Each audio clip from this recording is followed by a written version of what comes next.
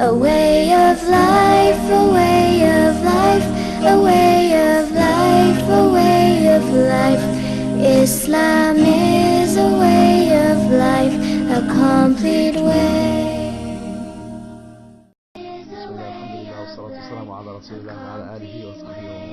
Assalamu alaikum wa rahmatullahi wa barakatuh. Welcome to Guidance TV. Welcome to our program with the jinns, black magic, the evil eye, and how to cure them. Now it looks like we're having some microphone problems. I'm not sure what's going on here, but inshallah ta'ala, if you can bear with us while they check it out, inshallah ta'ala. Anyway, so last week we spoke about the jinns, the black magic, the evil eye, and how to diagnose it, some of the different symptoms for it and whatnot. So now inshallah ta'ala, we want to make sure we can inshallah ta'ala try to well, actually I'm bringing with us a guest to the show so that they can inshallah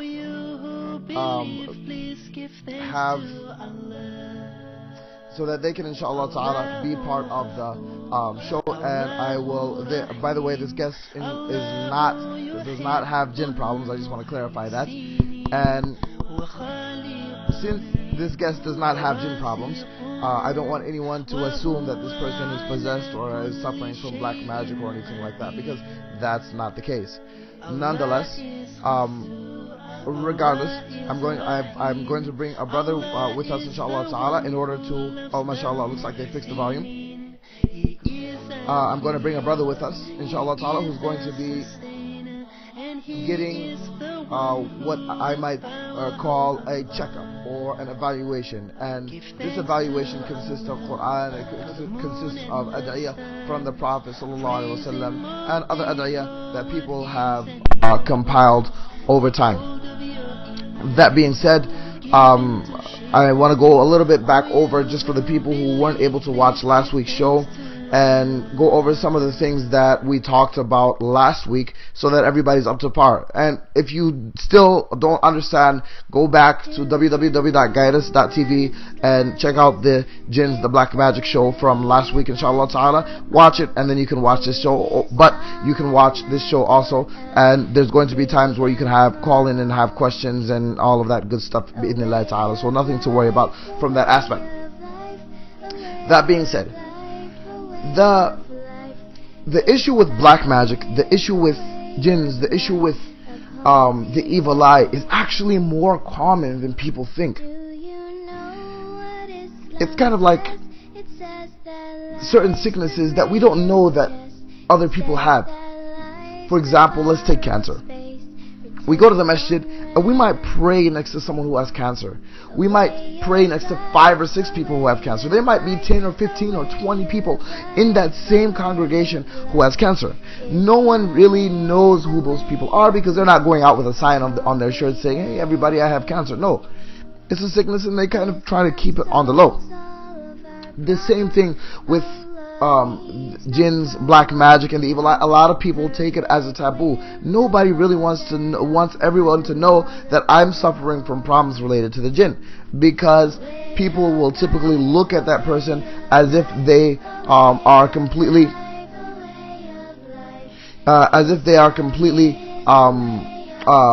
oblivious or to their concerns, or completely will completely disregard any of their problems that they have. So we want to make sure inshallah ta'ala that the problems are, number one, most of the time these problems tend to be confidential, first of all. Second of all, if you know someone who has this type of problem, you don't have to go outside and advertise it to everybody, because people just don't want their business out there like you think they would. And if it was you who was afflicted or affected with these problems, then you would not want for anyone to do that to you. First of all, we find ourselves in a situation where these types of sicknesses are not well known all the time, and that's okay. But if we do know someone or 2 people that are suffering from these issues, don't go and advertise it to the people. But just as a point of reference, it's important for us to understand that there are more people who suffer from these issues than we actually know, actually think. A lot of times we think, oh, this will never happen to us. And before I get started, inshallah ta'ala, with taking the calls and showing you how it is to, showing you an example of a proper evaluation, I want to tell you a little story about, and I'm not going to tell you the entire story, I'm going to tell you a small portion of this story on my first time doing a ruqya. It was actually prior to having any experience, prior to having any type of in-depth knowledge of ruqya, and so on and so forth. So, when I first started doing ruqya, it was actually a very interesting case. The first day was, I would probably consider it something where I didn't know much of anything about ruqya, and I had absolutely no experience, and quite frankly, I still don't understand why my friend came to me that day, but he did. And since he came to me, and I was like the majority of the people in the world. I said to myself that this stuff exists, but it's not going to happen to anyone that I know. Period. It's not going to happen. So, this guy, a friend of mine, he was a good brother, he came over, and he said, I'm suffering from problems that are related to black magic and related to the evil eye and so on and so forth. And then, I looked at him and I literally laughed. I laughed at him, and I thought he was joking. I took everything he said as a joke. And he was so serious. He was so serious. And I had a musalla in my house that one day, and I took him to the musalla, and when I read on him, I realized things that I didn't understand before. Things that were related to the jinns, things that were related to the black magic, things that were related to the evil eye. That's to say the least. So it's real. It's absolutely real, and we want to take it as such, inshallah ta'ala.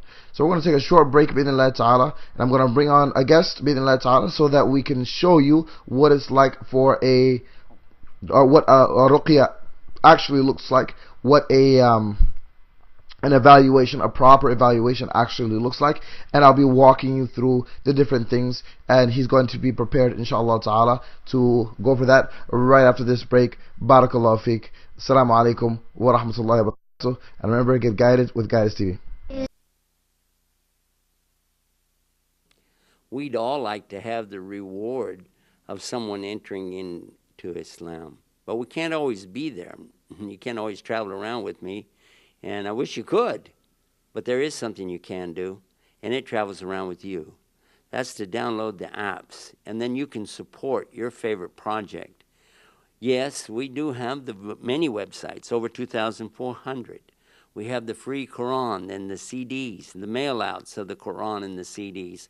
Also, the pamphlets, and, of course, our internet website, and our satellite television, and now the antennas. All of these things are available. We're making it free for everybody, and you can help me do that. You can support. You can support this project. It's called Donate for Islam. That's the name of it, and you can go to that website right there. See it? DonateForIslam.com. Support. Maybe you'd like to support the television channel. See the camera right there, right? Okay. So you'd click on that, and it will tell you how you can support by the minute. Whether it's an hour, half an hour, 15 minutes, support that. And you'll get the reward for all those who are watching it during that time. Thousands, hundreds of thousands, and even millions of people watching our programs, watching our channel, and coming to Islam. And you can be part of it. Join me, won't you, on DonateForIslam.com.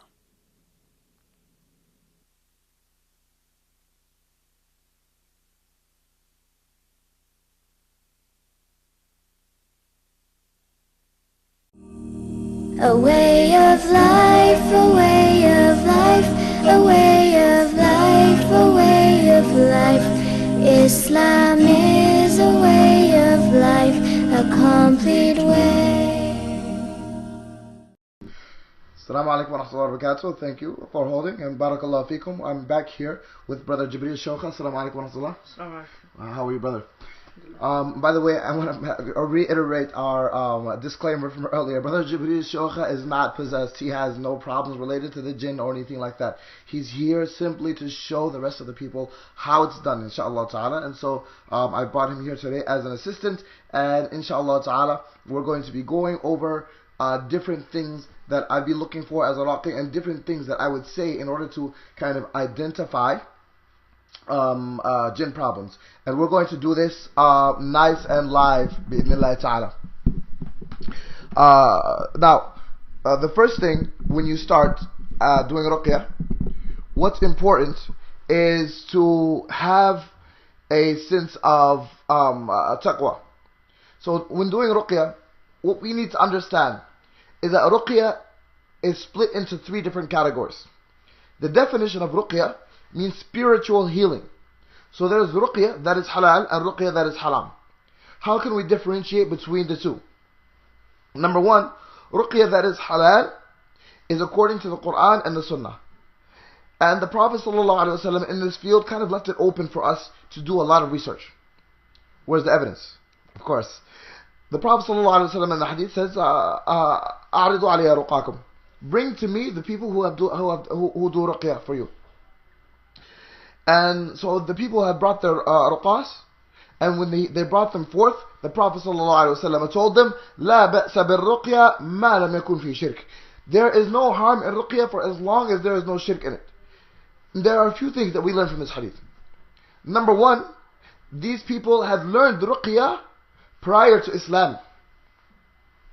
They had learned how to perform ruqyah prior to Islam. And the ruqyah that they had were doing had lots of shirk in it, where people were worshipping other than Allah subhanahu wa ta'ala. The second thing is that the Prophet ﷺ said, there is no harm in any type of ruqyah for as long as there is no shirk in it. So this leaves the door for research open for us as ruqah. It's a form of medicine. The third aspect of ruqyah is the herbs. So ruqyah is dua, Quran, herbs, or medicine. Even modern medicine can possibly be classified as ruqyah. And so it's the door for research is open. So some people want to get into brain scans and try to see where how the brains are, the brain waves fluctuate. Some people get into electric pulses and electrotherapy to try to study and see what's really going on, and so on and so forth. But what I'm going to present to you, inshallah ta'ala, tonight is the traditional way of doing ruqyah. And this is used by using ayat of the Quran and ad'iyah from the ahadith and other ad'iyah that I also find suitable. That being said, we're going to start, inshallah ta'ala. Now there's a few things. When dealing with women, if a man is to do ruqyah on a sister, then first of all, he is not to touch her. So Jibreel, mashallah, is a brother, so I'm going to place my hand on his head. Is there a difference between touching someone or not touching someone? I personally haven't seen a difference, but there are some people who have seen differences, and Allah subhanahu wa ta'ala a'lam. Nonetheless, it is sunnah to put your hand on the forehead of the sick person. So, I normally, when I do an evaluation, I'll have the sick person take their hands and put them out like such. This way, now what I'm expecting is, if you can get that other hand in the camera, please. Jazakumullah khair. Barakallahu fiqh. A little bit in, just like that. Perfect. When I start reciting, and by the way, Jibreel once again is just acting now, and he's not really possessed. So all of the motions that he's going to be doing are similar to what really happens, but it's not the real deal here. So what I would do now is I would begin by reciting the Quran, ayat that pertain to ruqyah, and ad'iyah, and isti'adat, and so on and so forth. So bear with me, inshallah ta'ala, and witness. And as I recite, Jibreel is going to start moving his fingers, inshallah ta'ala. But once I start reciting, over a period of time. أعوذ بالله من الشيطان الرجيم بسم الله الرحمن الرحيم أعيذك بكلمات الله التامات من شر ما خلق أعيذك بكلمات الله التامات من شر ما خلق أعيذك بكلمات الله التامات من شر ما خلق أعيذك بكلمات الله التامات من غضبه وعقابه ومن همزات الشياطين وأن يحضرون أعيذك بكلمات الله التامات من غضبه وعقابه ومن همزات الشياطين وأن يحضرون. So what you're witnessing now is normally the jinns are not able to stay calm. They're not able to stop. Because they're not able to stop while the Quran is being recited, what you see is the jinns not being able to sit still. So this would be the first type of signal that's given out. As I continue to recite, the person will have different symptoms.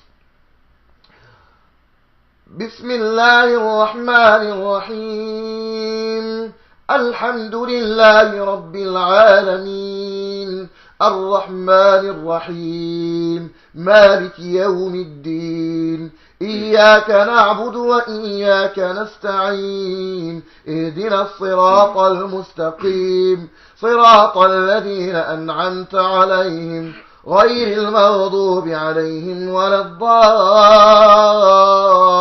الضالين. What you're seeing now is the person what we're doing this very fast. It doesn't really happen this fast.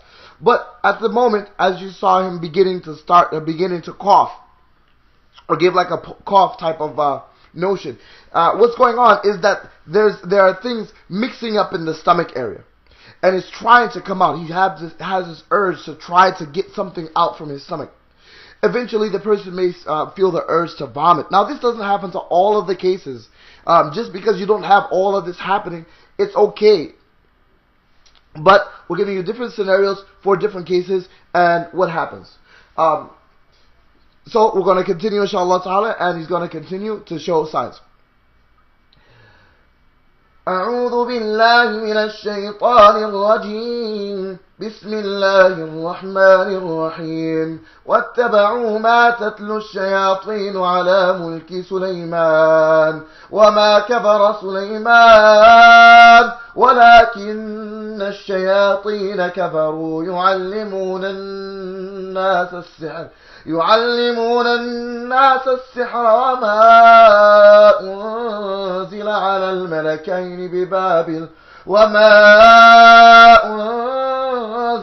الملكين ببابل هاروت وماروت وما يعلمان من أحد حتى يقولا إنما نحن فتنة فلا تكفر فيتعلمون منهما ما يفرقون به بين المرء وزوجه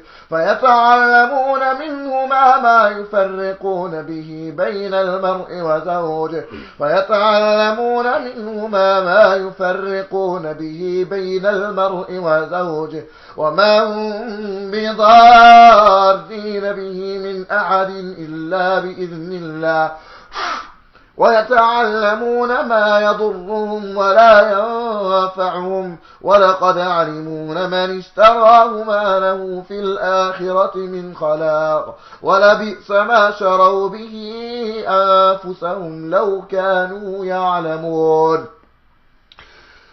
So what you saw was the person, the jinn, right on the brink of talking, right on the brink of saying things. So a lot of times they'll wobble their head, they'll nod their head back and forth, they'll start to shake their hands pretty violently and pretty fast. And then some of the things that happen after that is that the eyes will roll back and the person may lose consciousness, or the person may start to become very violent, or this is when you have the screams that start. But not all of the cases are like this. Some cases stop just at the shaking of the hands. Some cases, the person only feels the need or the urge to vomit. Some people only feel back pains or headaches. So inshallah ta'ala, we're going to take a quick break, and right after this break, we will be taking calls so that you can call in inshallah ta'ala and ask your questions related to the subject matter. Barakallahu feek, jazakumullah khair, assalamu alaikum wa rahmatullahi wa barakatuh.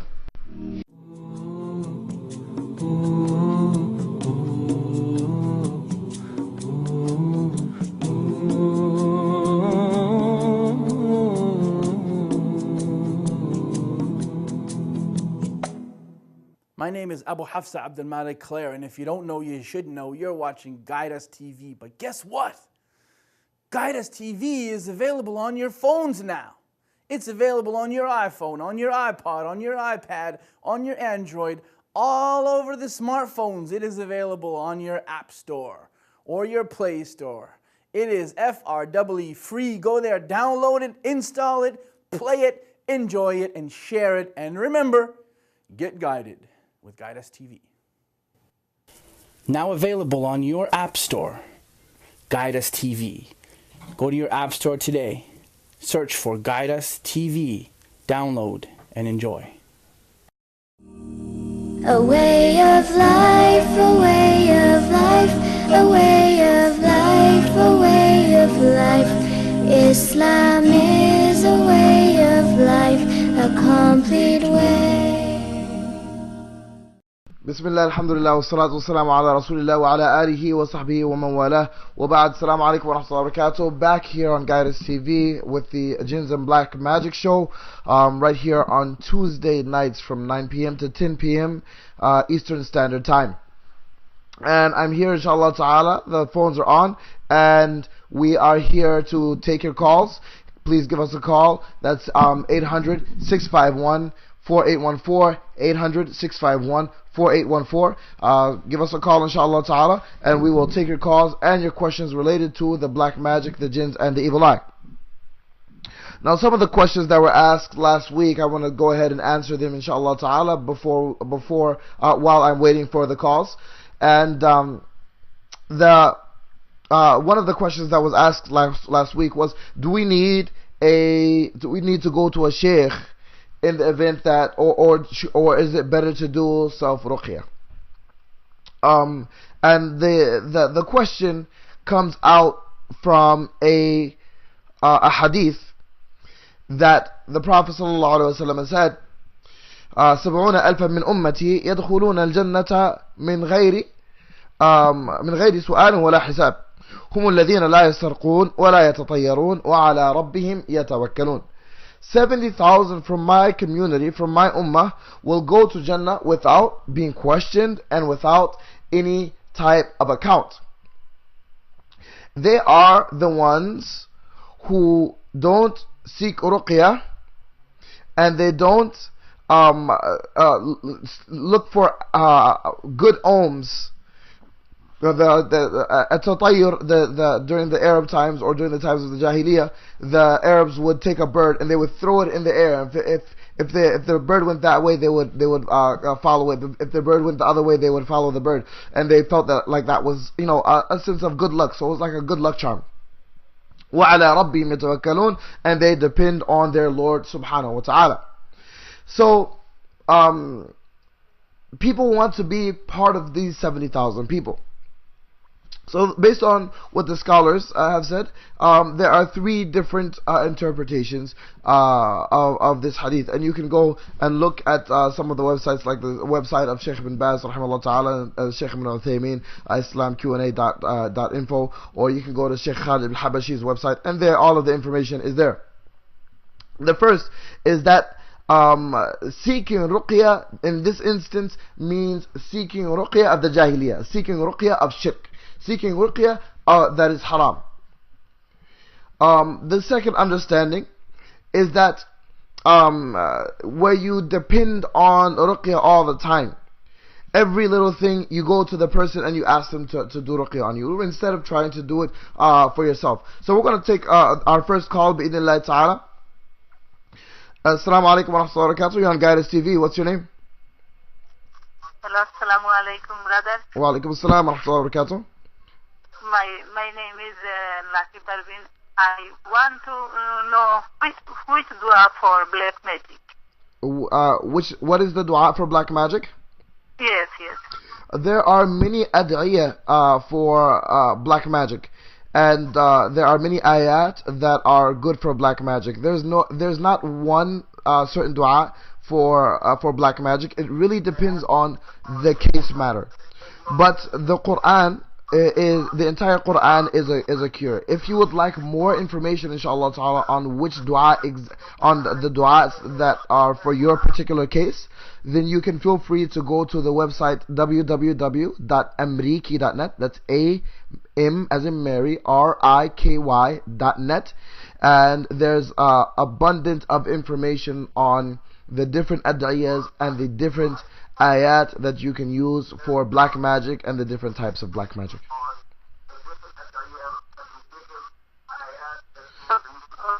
Okay? Barakallah feek. Jazakumullah khair. Do you have any other questions? No. Oh, barakallah feek. Jazakumullah khair. Assalamu alaikum wa rahmatullahi wa barakatuh.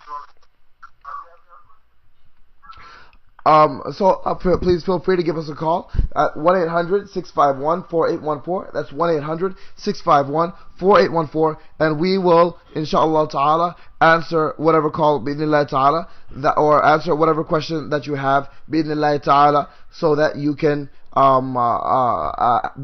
understand more about the subject matter.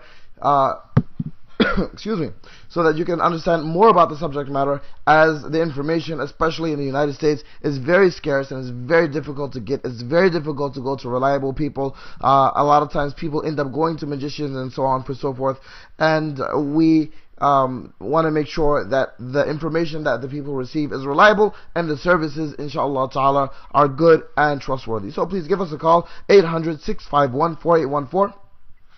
And we will, inshallah ta'ala, answer your call. Assalamu alaikum wa rahmatullahi wa barakatuh. You're on Guidance TV. What's your name?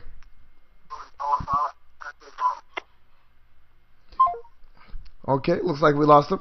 Barakallah feek.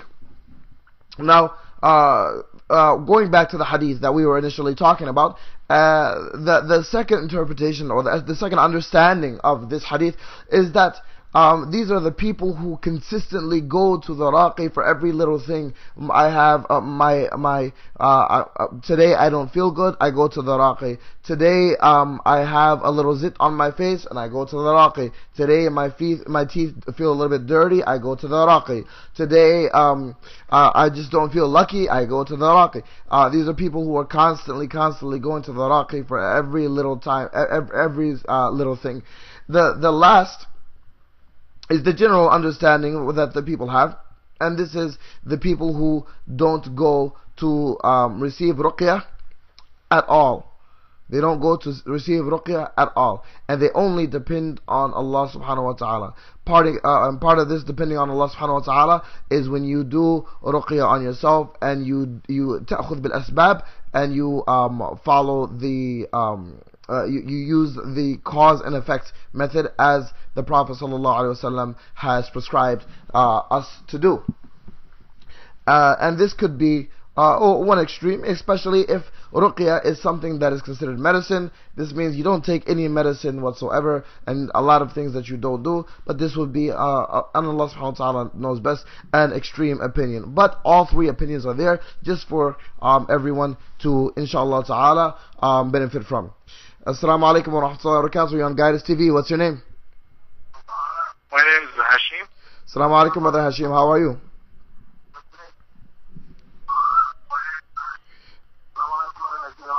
I'm good, you? Alhamdulillah. Can you please turn off your television set, because there's a feedback in the back. Jazakumullah khair. What's your question, brother? Actually, I want to, how we can go the God there. I'm sorry? Yeah, because some people, I talk to me, say I don't believe in the God and something like that. Mm-hmm. So, I want to prove. Well, our show today is concerning jinns, black magic, and the evil eye. If you have any questions regarding a different subject, you can go to sheikhgoogle.com. That's SHEIK google.com, and all of your answers, inshallah ta'ala, pertaining to giving da'wah and answering questions related to God, and so on and so forth, will be there bi'idhnillah ta'ala. Okay, thank you very much. Barakallah feek. Jazakumullah khair. Assalamu alaikum wa rahmatullahi wa barakatuh. Barakallah feek. And that's Brother Hashim from Canada. May Allah subhanahu wa ta'ala give you the benefits and rewards of allowing people to come Muslim on your hands. So inshallah ta'ala, we're taking calls inshallah for the next 15 minutes. 1-800-651-4814. That's 1-800-651-4814. And we're taking questions related to the jinns, the black magic, and the evil eye. If you have any questions, please give us a call. 1-800-651-4814. That's 1-800-651-4814, and we'll try to answer your questions as you ask them, bi'idhnillah ta'ala. And if you have some questions that you don't feel like you can properly ask, then you can always email us, inshallah ta'ala, at Harun, Harun, at guideus.tv. That's Harun, just like right here, at guideus.tv. Now, that was one of the questions that was asked last week. Should we go to the sheikh, or should we do self-ruqya?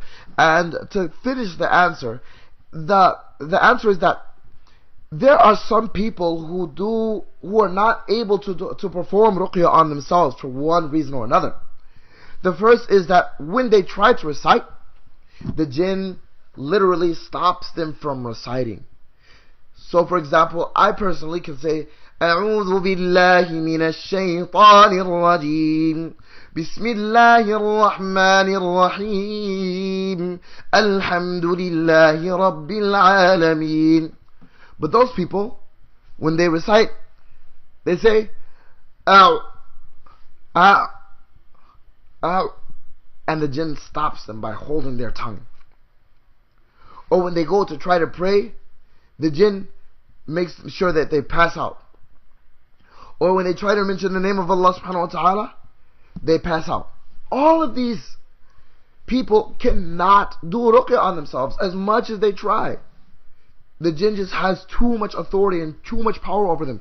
And just because someone is possessed or has jinn related problems, or they're dealing with black magic, it doesn't mean that they have such horrible iman. No, the Prophet ﷺ himself was afflicted with this sickness, and this infliction was due to the cause of the magician named Labid ibn Asam, who was a Jew from Medina.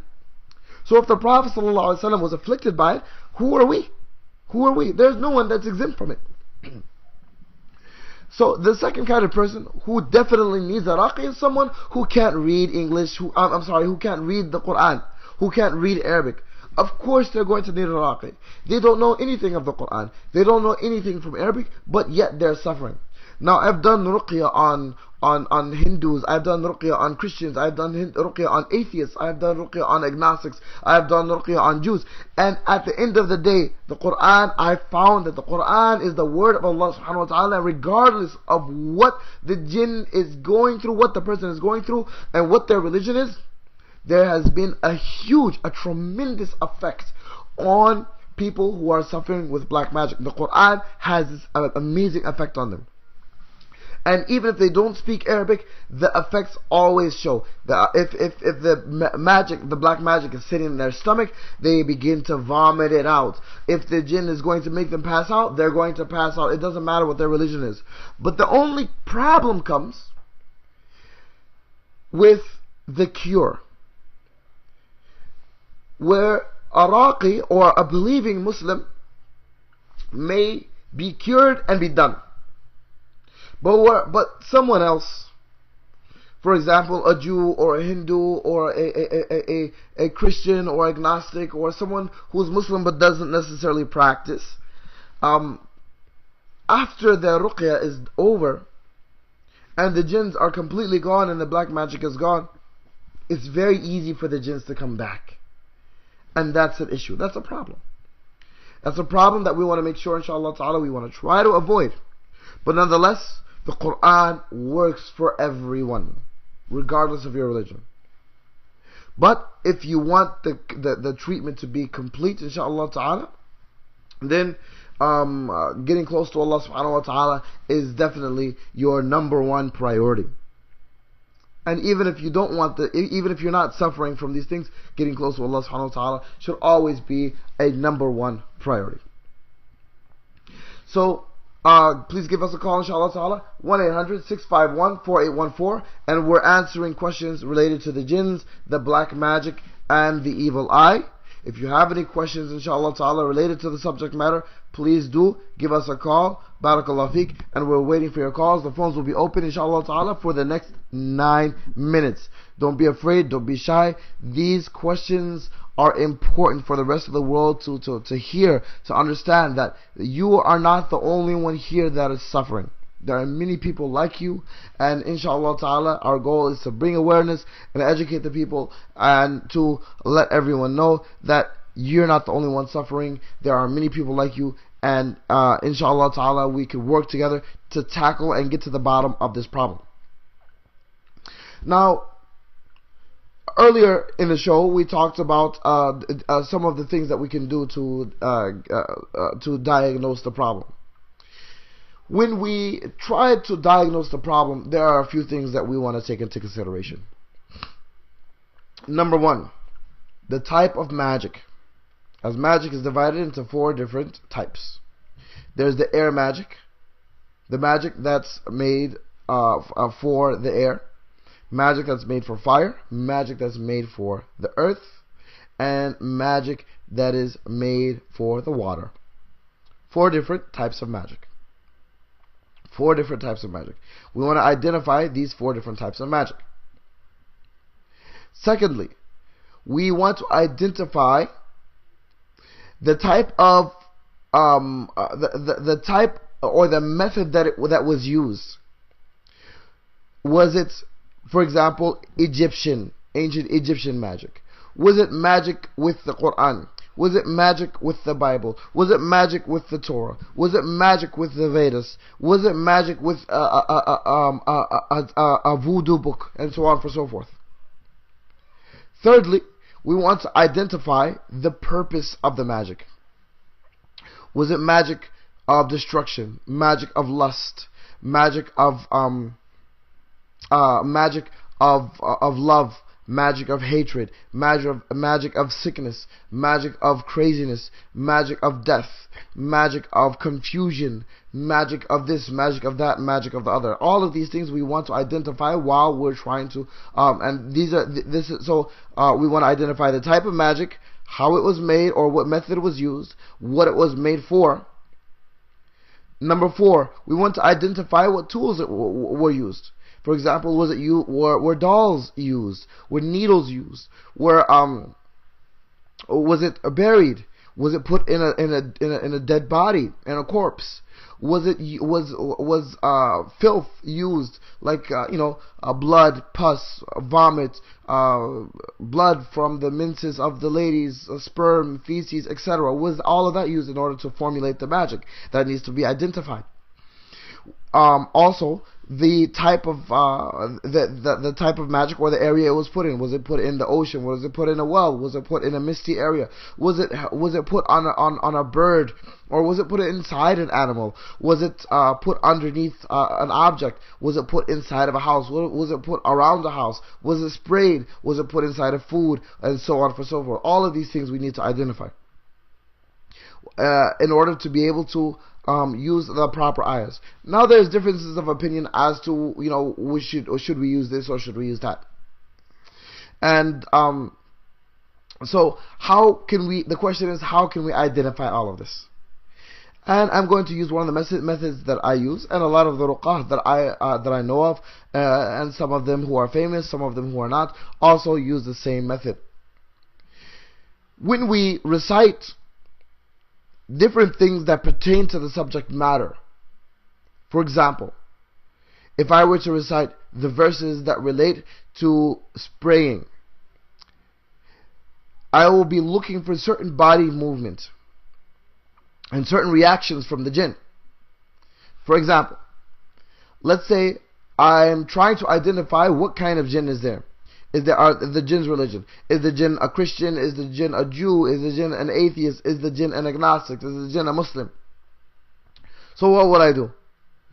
If I'm trying to identify a Muslim jinn, I would start out by saying, أعوذ بالله من الشيطان الرجيم بسم الله الرحمن الرحيم محمد رسول الله والذين معه أشداء على الكفار رحماء بينهم محمد رسول الله والذين معه أشداء على الكفار رحماء بينهم بسم الله الرحمن الرحيم ملة أبيكم إبراهيم وسماكم المسلمين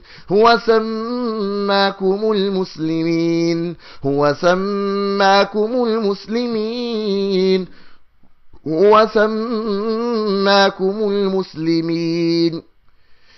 as I'm reciting the different verses that pertain to Islam, the person who is sick will begin to react and will understand that the jinn is a Muslim jinn. If I'm looking to see if the jinn is a Christian jinn, for example, I would say لَقَدْ كَفَرَ الَّذِينَ قَالُوا إِنَّ اللَّهَ هُوَ الْمَسِيحُ بِنُ مَرْيَمَ لَقَدْ كَفَرَ الَّذِينَ قَالُوا إِنَّ اللَّهَ هُوَ الْمَسِيحُ بِنُ مَرْيَمَ.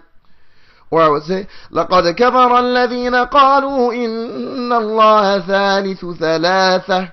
Or وَقَالَتِ النَّصَارَى الْمَسِيحُ بِنُ اللَّهِ وقالت النصارى المسيح بن الله ذلك قولهم بأفواههم يضاهئون قول الذين كفروا من قبل قاتلهم الله أنى يؤفكون.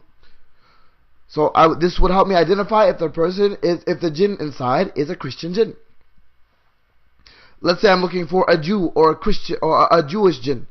I would say وقالت اليهود عزير ابن الله وقالت اليهود عزير ابن الله وقالت اليهود عزير ابن الله وقالت اليهود يد الله مغلولة وقالت اليهود يد الله مغلولة وقالت اليهود يد الله مغلولة. And this will help me, then the person will begin to show reactions as I'm reciting things pertaining to the subject matter. As I recite, if the jinn is a Jewish jinn, when I go to the ayahs that pertain to the Jews, and there are many more, not just 2 or 3. And you can do your research throughout the Quran, or you can look at the website, inshallah ta'ala, and find it. Or, if the jinn is a Christian jinn, they'll show reactions when I get to the verses that pertain to Christianity. If the jinn is a Muslim jinn, they'll show reactions when I recite verses relating to Islam. If the Jew is a mushrik jinn, then they react when I talk about the verses related to shirk. If the jinn does not believe in anything at all, then they will react when I make ad'iyah pertaining towards the jinns who don't believe in anything at all. Nonetheless, this is the first form of evaluation, identifying what type of jinn there is. Secondly, we want to identify what type of magic there is. And one of the ways I use personally is I'll make dua for Allah subhanahu wa ta'ala to nullify that type of magic.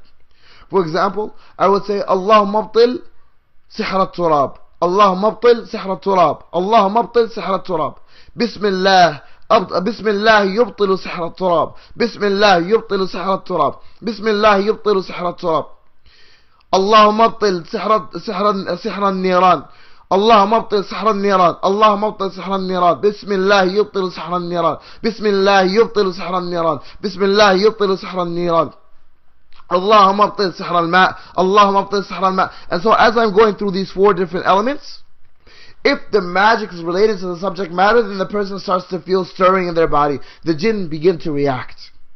They might feel ants going through the body. They might feel numbness. They might feel like their face is stiffening up. They might feel like a particular element of the part of their body is stiffening up, so on and so forth. Well, let's take our next caller, inshallah ta'ala. Assalamu alaikum wa rahmatullahi wa barakatuh. Our Texas caller. You're on Guidance TV. What's your name? Marilyn. Assalamu alaikum, Sister Marilyn. How are you? I'm doing well. How are you? Alhamdulillah. Excellent. Barakallah feek. What's your question today? Well, you want to know what it's been. I want to know something else. I want to know if you can tell me where it is in Quran that they said to one of the disciples that they had to take off their shoes.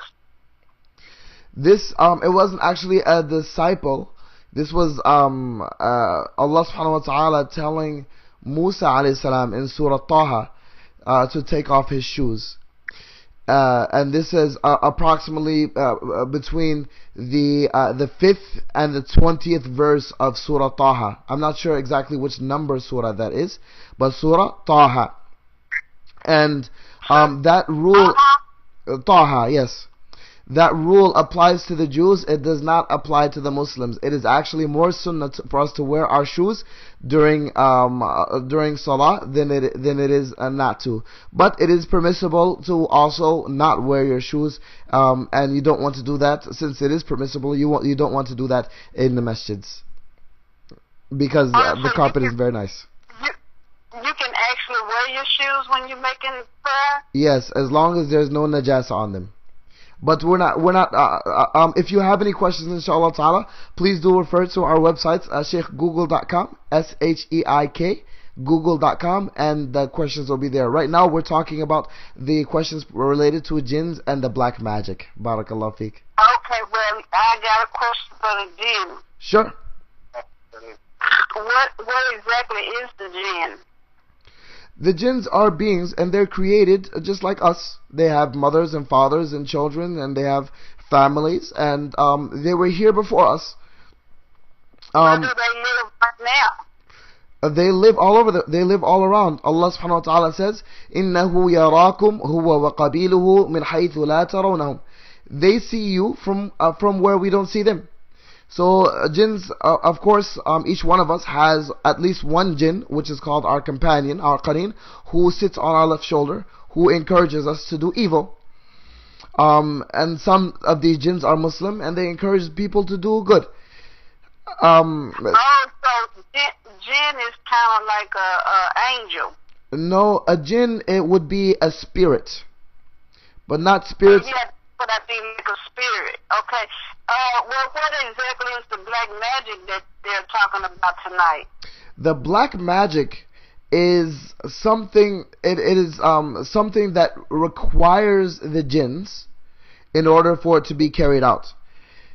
So it requires worshipping the jinns in order for. And a lot of times you'll see it. A lot of times, for example, in movies, you'll see the people. They'll call on the spirits of the earth or the spirits of the ancestors. What they're actually doing is calling on jinns. Okay.